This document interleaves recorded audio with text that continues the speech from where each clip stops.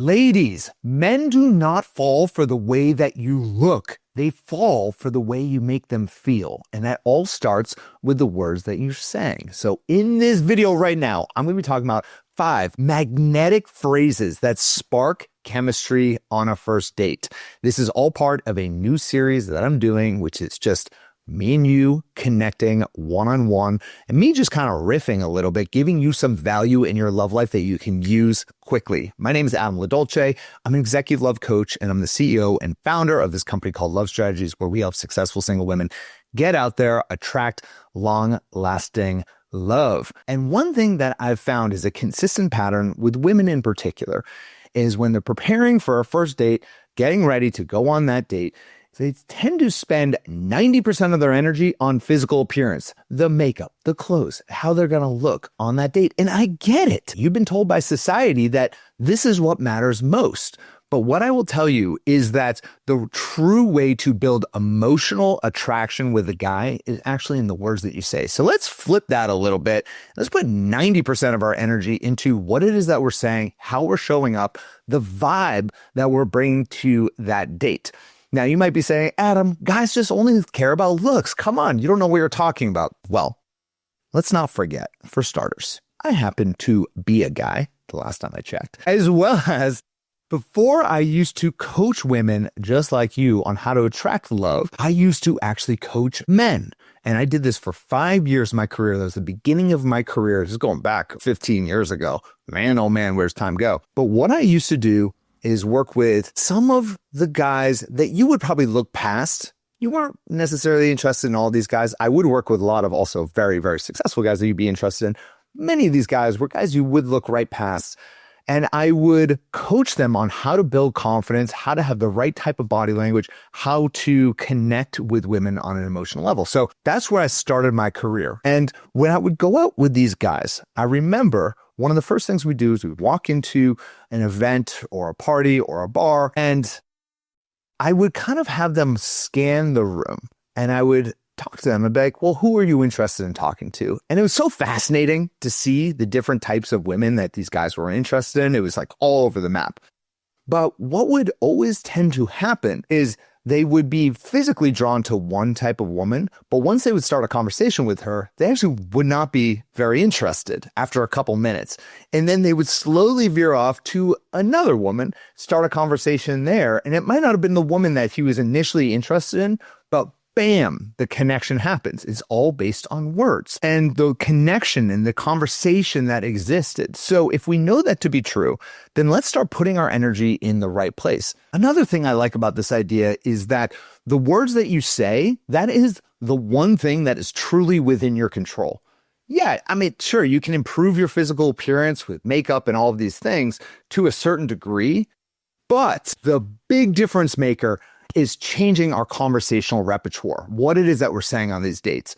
And what I will say is that the research actually supports this idea as well, is that men tend to be drawn to women who use playful, creative language. And this is a study that was published in Scientific Reports, and men rated women who use metaphorical or witty compliments as a more attractive than those women who just use plain or literal words. So what does that really mean for all of you listening? Well, the way that you phrase things can actually make him feel much more intrigued and way more connected to you right away. Like this is instant. So here are a few things that you can say. The first one, which is my favorite, is when you first meet a guy or you're on a first date with him, tell him he's trouble.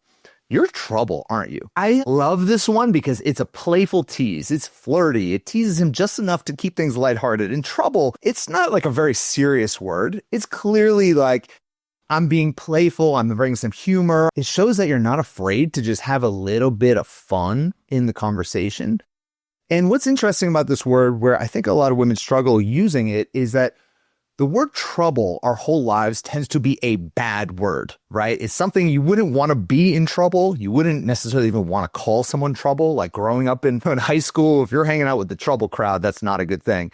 But once we start dating, and certainly a little bit later in life, this weirdly becomes a positive word, becomes a fun, playful word. So throw it out there. Throw it out there even on a text. See how it goes and let me know in the comments. The second magnetic phrase that you can use on a first date when you're meeting guys is to say something along the lines of, I'm not usually like this. And that's like the big idea here. Now let's chunk it down to a few kind of key concepts. You could be like, on a first date, I'm not usually having this much fun on a first date. I haven't had a first date like this in a really long time. By saying those types of words, you are conveying to him that this is special. This is different, right? Or for another example, let's say that you're on a first date and you do something really out of nowhere, impulsive or spontaneous. Like you decide to just go to a random dive bar and go play darts, and it's something you would never do because you're in your 60s and you're like, that's so silly. You could say like, I haven't done this in so long. This is so much fun. I'm not usually that type of a person, but this is a really, really fun surprise. Guess what? You're building that connection with him because you're telling him this is special. This is different. This is something I haven't experienced before. He's going to think to himself, okay, I'm doing a pretty good job over there. I'm going to keep doing what I'm doing and keep building this connection. Third phrase is actually a question, which is asking him the most spontaneous thing he's ever done. Tell me the most spontaneous thing that you've ever done. The idea of this is for you to bring in the type of positive emotions where he can think back to himself, something really fun, something really spontaneous he's done, be able to tell a story. And the thing is that we as humans will anchor emotionally to that experience in the present. So once he starts talking about that really fun thing that he did in the past, he's now going to start to feel all those positive emotions right now, and he's going to actually anchor that emotion onto you. So this is a really important technique, especially when you're on a first date and the conversation is just going into that dark rabbit hole. You start talking about your exes. You start talking about work. Please, dear God, ladies, don't allow the conversation just to go into the workplace. It's not very exciting. This is really, really useful to just redirect the conversation. And it doesn't always have to be something about being spontaneous. It could just be, what's the most fun thing you've done in the last year?